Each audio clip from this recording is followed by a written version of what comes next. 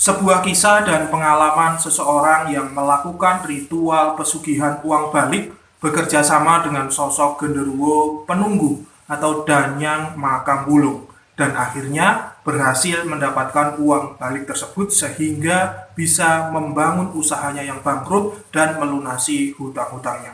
Bagaimana kisah lengkapnya dan prosesi ritualnya? Mari kita bahas.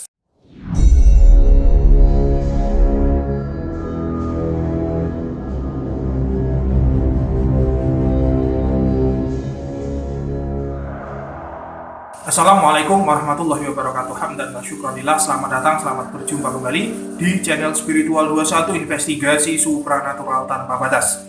Pengalaman ini dialami oleh Heri. Pada saat itu, Heri berprofesi itu sebagai pedagang yang menjual ataupun memasarkan berbagai media cetak seperti majalah, koran, tabloid dengan berbagai tema. Di antaranya yaitu bertema kesehatan, politik, hobi, dan komunitas supranatural dan lain sebagainya. Dengan menjalani bisnis jualan tersebut, Heri selain memperoleh keuntungan keuangan itu juga mempunyai keuntungan lain, yaitu banyak teman, kenalan dari berbagai kalangan, mulai dari sopir, pengecer, penagih, wartawan, pembisnis, sampai dengan pegawai kantoran. Dari pergaulan luas berbagai kalangan tersebut, pada suatu hari Heri itu berkenalan dengan seseorang yang bernama Herman. Herman adalah seorang pembisnis benda-benda antik dan benda-benda bertuah seperti uang-uang kuno, ring peduk, samurai, kol buntet, batu-batu akik, jenglot, merah delima, dan lain sebagainya. Pokoknya sejenis itu. Heri lama-lama itu mulai terpikat dan tergiur dengan cerita-cerita Herman mengenai keuntungan yang sangat besar dalam berbisnis benda-benda antik tersebut. Sampai akhirnya Heri pun itu mulai terjun dan terlibat bisnis tersebut, baik mencari pembeli maupun membeli benda-benda antik bertuah. Tujuan Heri adalah ingin meraup keuntungan besar sehingga bisa merubah nasib hidupnya. Hampir setiap hari Heri dan Herman itu pergi ke luar kota untuk menawarkan dan membeli benda-benda antik bertuah tersebut.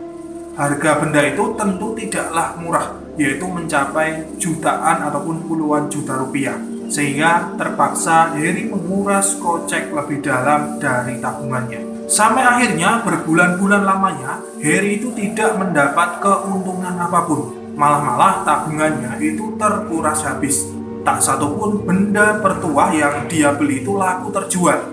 Belum lagi Herman itu selalu menjanjikan hal-hal yang muluk-muluk yang membuat Heri itu semakin terpikat untuk terus berusaha berbisnis benda antik tersebut. Herman itu selalu meminta transfer uang dengan tujuan untuk uang transport menemui pembeli barang-barang antik tersebut, di mana para pembeli itu selalu ada di luar kota, di kota-kota besar yang jauh dari tempat tinggal Heri.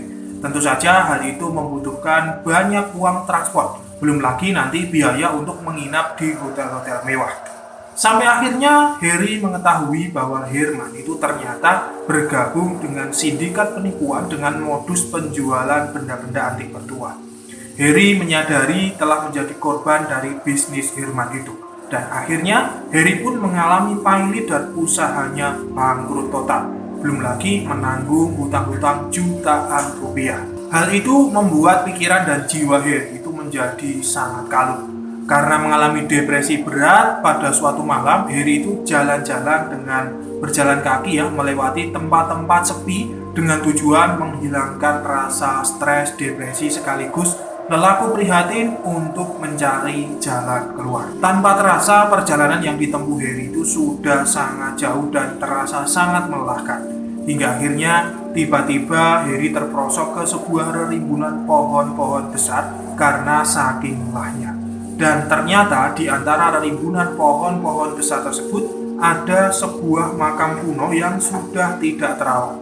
Kalau orang Jawa itu biasanya menyebutnya makam bulung atau makam burung. Heri sangat lelah dan kemudian duduk di bawah salah satu pohon besar di makam bulung tersebut, tanpa rasa takut sedikit pun ya. Hal itu karena pikiran Heri itu sudah sangat stres dan depresi, sehingga hilanglah semua rasa takutnya. Di tengah-tengah Heri melamun, tiba-tiba muncul sosok makhluk tinggi hitam besar dan bermata merah di depan Harry. Sontak Harry itu kaget dan gemetar ketakutan. Sosok itu tentunya adalah genderuwo penunggu makam ulung tersebut. Kemudian sosok genderuwo yang menampakkan diri itu seakan mengetahui isi hati dan pikiran Harry. Lalu kemudian sosok itu tiba-tiba saja mengeluarkan suara menawarkan sesuatu kepada Harry. Penawaran tersebut yaitu apabila menginginkan jalan keluar dari masalah ekonomi, maka Harry itu diharuskan mencari seekor burung yang punya tubuh kecil, berwarna hitam dan berparuh merah. Burung tersebut sebagai syarat tumbal persembahan Harry kepada sosok genderuwo tersebut. Kemudian tanpa pikir panjang, Harry langsung beranjak pulang dengan hati yang lega dan penuh harapan karena telah diberi petunjuk. Walaupun petunjuk tersebut dari jin yang notabene belum tahu jin baik ataupun jin jahat, Harry tidak mempedulikannya. Nalar dan logikanya itu seakan telah hilang. Singkat cerita, pada siang harinya Harry langsung mencari burung dengan ciri-ciri yang dimaksudkan oleh sosok genderuwo itu. Namun Harry tidak menemukannya walaupun Harry itu sudah mencari sampai ke sudut-sudut pasar. Ternyata setelah ditelusuri lebih lanjut, burung yang dicari Harry tersebut adalah burung langka dan termasuk burung yang dilindungi pemerintah. Kemudian Harry berinisiatif untuk menelepon Herman. Karena Harry berpikir bahwa Herman walaupun telah menipunya tetapi mungkin tahu tentang hal-hal yang berbau aneh dan klinik. Dan benar saja ya, Herman yang dihubunginya itu langsung menyarankan Harry untuk pergi ke sebuah desa terpencil di atas bukit di Jawa Timur. Di desa tersebut ada seorang dukun yang memang memelihara burung yang dicari Harry. Namun, Herman mewanti-wanti kepada Harry agar jangan membocorkan informasi tersebut kepada orang lain siapapun itu. Singkat cerita, Harry langsung menuju tempat tersebut dan bertemu dengan seorang dukun di sana. Setelah berbincang-bincang, kemudian Harry langsung membeli burung tersebut itu dengan harga 7 juta rupiah.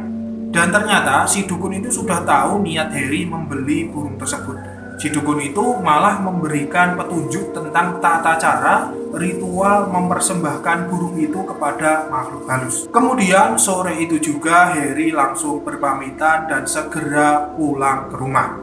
Tibalah hari yang dinanti Harry, yaitu malam Selasa Kliwon sesuai petunjuk sang dukun. Di malam itu Harry langsung menuju pohon besar di makam ulung.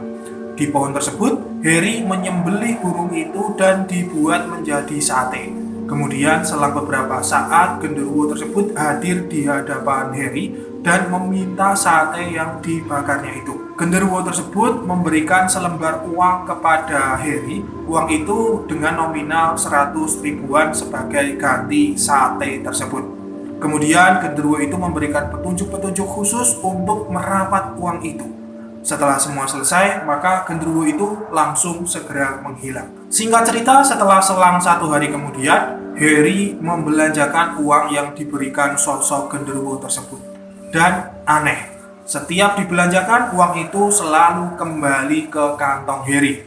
Dengan begitu, sedikit demi sedikit setiap hari, Harry itu selalu memperoleh uang kembalian tanpa perlu bersusah payah. Harry hanya tinggal belanja dan akan mendapatkan uang. Lambat laun, Harry terus melakukan hal tersebut, yaitu membelanjakan uang itu tanpa bekerja sama sekali.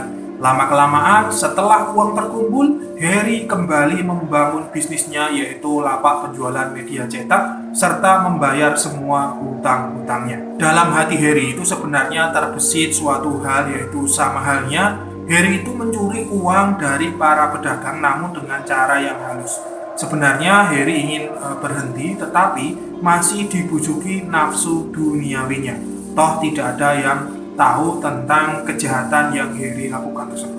Sampai saat ini entah Harry masih menggunakan uang tersebut atau tidak, dan apakah uang itu memakan tumbal ataupun tidak, kami tidak mengetahuinya. Kisah ini jangan ditiru karena di dalamnya ada talbis iblis yang tentu itu akan menyesatkan kita semua. Walaupun gampang dalam memperoleh uang, tetapi saya yakin semua itu tidak gratis. Akan ada masanya Harry tersebut dituntut oleh sosok genderuwo penunggu makam ulung itu. Saya Pak Ati Nurul undur diri. Subhanakallahumma wa bihamdika asyhadu an la ilaha illa anta astaghfiruka wa atubu ilaik. Alhamdulillahirabbil alamin. Wassalamualaikum warahmatullahi wabarakatuh. Akan selalu ada misteri di dunia ini. Salam spiritual.